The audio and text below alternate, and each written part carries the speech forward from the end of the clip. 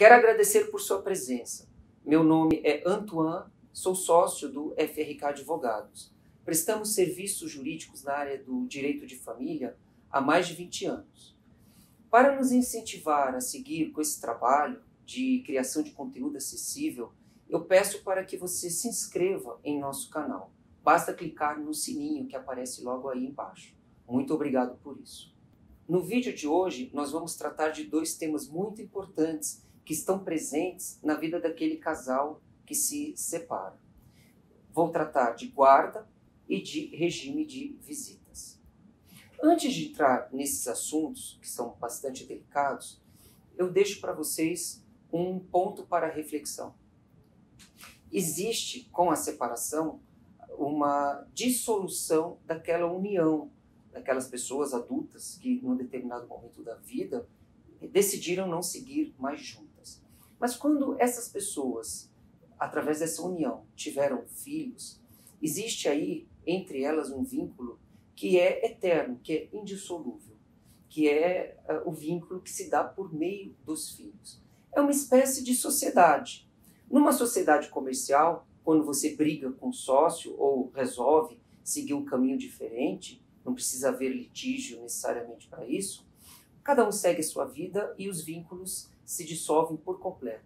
Mas quando estamos tratando de família, mesmo que o casal passe a ser ex-casal, essa sociedade que passou a existir entre eles, que produziu os filhos, essa sociedade gera um vínculo que não é possível dissolver. Portanto, mesmo que você siga a sua vida e tenha novas famílias, se você teve filhos dessa primeira união, você não pode perder de vista que você mantém com o seu ex ou sua ex uma sociedade. E quando eu sou sócio de alguém, é muito mais inteligente, muito melhor eu manter um bom relacionamento, um bom canal de comunicação do que o contrário. Você não precisa ser amigo do seu ex, mas precisa haver respeito e o fato de não querer estar junto não significa substituir isso por uma situação de inimizade. Feita essa reflexão, passemos para o tema do nosso vídeo de hoje. Guarda. Existe no Brasil, basicamente em nosso sistema jurídico, dois tipos de guarda. A guarda unilateral e a guarda compartilhada. Vou tratar da guarda compartilhada e você vai entender por tabela o significado da guarda unilateral. Primeiro, o termo guarda compartilhada, ele costuma gerar uma grande confusão na mente das pessoas. Muitas pessoas, quando procuram serviços jurídicos nessa área e vão tratar da guarda, já começam dizendo: doutor, não quero guarda compartilhada, porque essa história de ter que dividir o tempo de convivência do meu filho, ele passar metade da semana na casa de um, metade na casa do outro, isso não vai dar certo, não vai rolar, é impossível administrar essa situação. E diante dessa revelação do conceito que a pessoa traz sobre guarda compartilhada, você tem que prestar o seguinte esclarecimento. A palavra compartilhada realmente induz a esse tipo de raciocínio, mas o compartilhamento da guarda não diz respeito ao tempo de convivência do pai e da mãe com os filhos. Diz respeito a uma divisão de responsabilidade. A guarda, diferentemente de fazer menção a direito, ela tem mais a ver com deveres. Aquele que detém a guarda de um filho, ele é responsável por uma série de incumbências envolvendo a educação, o desenvolvimento, os cuidados com aquele filho. Vou dar um exemplo. No momento de fazer uma matrícula, ter que se apresentar na secretaria da escola, representar o filho na reunião de pais e mestres, pegar o filho na escola, representar o filho numa internação hospitalar. A rigor, aquele que se apresenta perante as instituições para fazer isso, em nome do menor, ele precisa ser o guardião. Se você se separou e a guarda ficou para você, o seu ex não vai, a rigor, ter condição de desempenhar esse papel. Então, quando se assume o modelo de guarda compartilhada, essa responsabilidade ela é dividida. Qualquer um dos dois, o pai ou a mãe, podem desempenhar essa função sem problema algum, sem ter impedimento algum no meio social. Não é por outro motivo que no sistema jurídico brasileiro, de uns anos para cá, o modelo de guarda compartilhada passou a ser a regra. Exceção é a guarda unilateral, que, como eu disse, você entenderia por tabela. A guarda unilateral é aquele modelo em que a guarda é atribuída a um dos ex-cônjuges, né? Ou ao pai ou à mãe. Isso traz uma limitação com relação ao volume de cuidados que aquela criança é capaz de ter num ambiente social. Falando em cuidados para a criança ou para o menor, aproveito esse ponto para chamar a atenção em relação a que interessa a guarda. Como eu disse, são deveres em relação ao menor. Portanto, para o menor é muito mais interessante ter pai e mãe sendo aptos a cuidarem dele do que apenas um. Não por outra razão, esse foi o modelo adotado pelo nosso sistema. Outra confusão muito comum envolvendo o conceito de guarda compartilhada tem a ver com a associação desse conceito à pensão alimentícia. Há pessoas que, embora não declarem isso, acreditam que o fato de a guarda ser compartilhada altera a responsabilidade com relação ao pagamento de pensão. Há um engano nisso. O fato de a guarda ser compartilhada não tem relação nenhuma com a maneira como são distribuídas as despesas.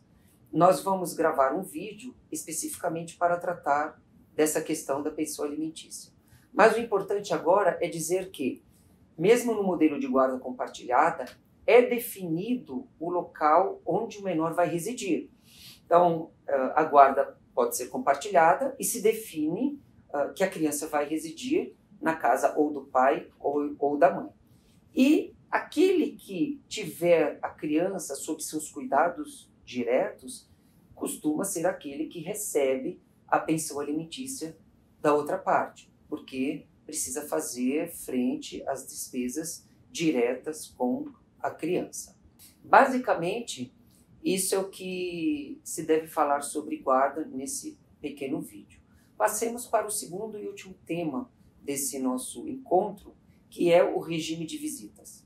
Para quem atua na área do direito de família, o termo regime de visitas não soa muito bem, embora ele esteja consolidado, mas nós estamos trabalhando para mudar isso. Por quê? Porque não faz muito sentido falar num pai ou numa mãe visitando o filho. A visita é algo espontâneo e descompromissado. Visita vem quando quer e fica também o tempo que quer.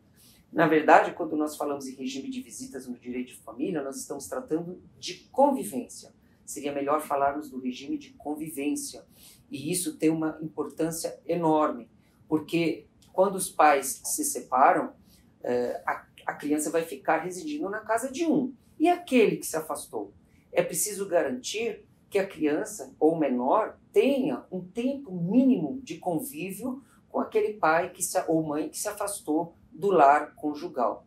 Isso não é apenas um direito daquele que se afastou, é, acima de tudo, um direito da criança de poder usufruir da presença e da influência daquele pai ou mãe que se afastou do lar.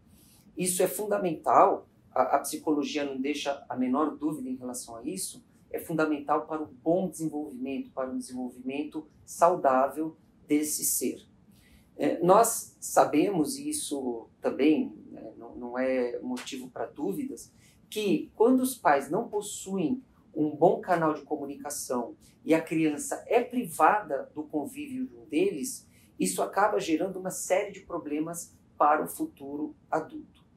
Qual é o momento em que se trata do regime de convivência ou de visitas? No momento do divórcio. Quando o casal se divorcia, existem temas que são tratados, separação de bens, a partilha, trata-se do uso de nome, da pensão e também do regime de convivência. Existem padrões que são utilizados nos fóruns.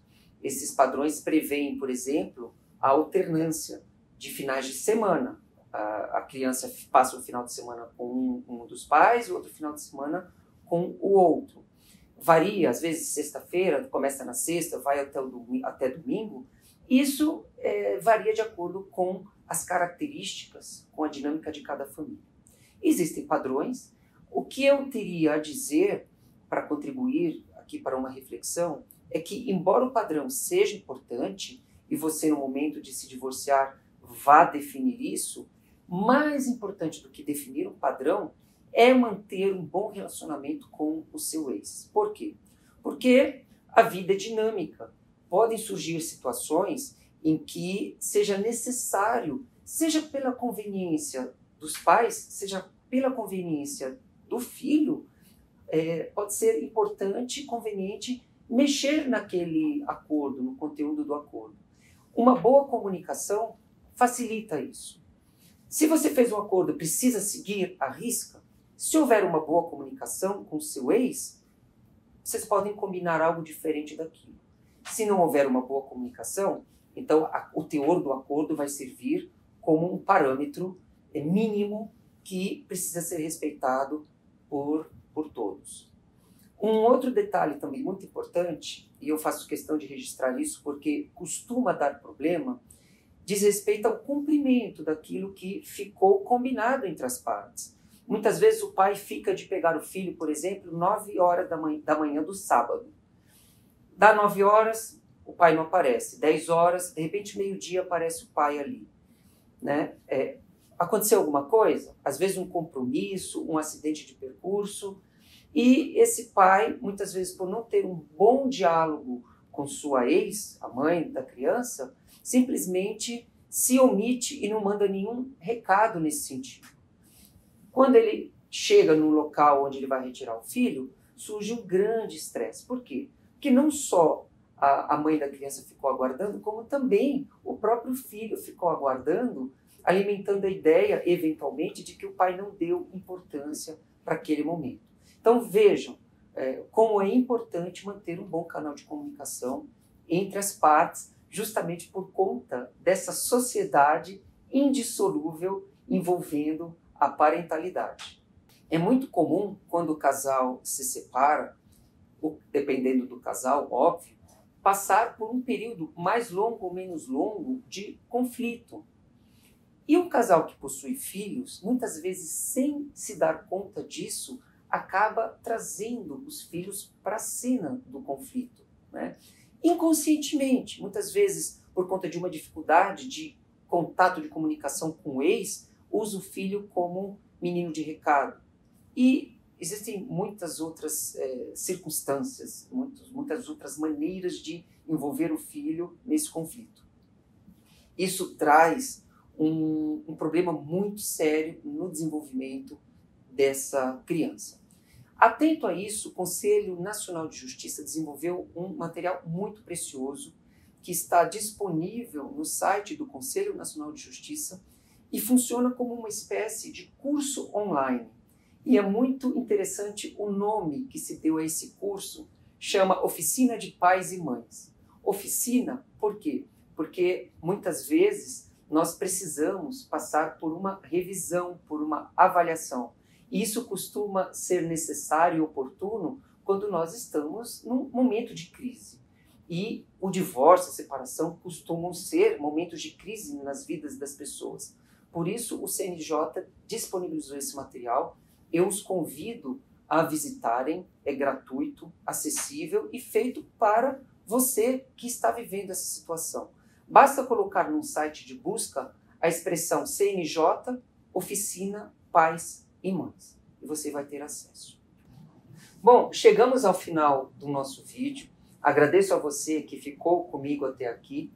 Se você gostou do conteúdo, peço para que nos ajude a levá-lo a outras pessoas que possam ter nele utilidade. Aproveito para lembrar que em nosso site nós temos muito mais conteúdo, nas mais variadas formas. Artigos, webinários, temos até um e-book sobre o divórcio, contendo o tema do vídeo de hoje e muitos outros.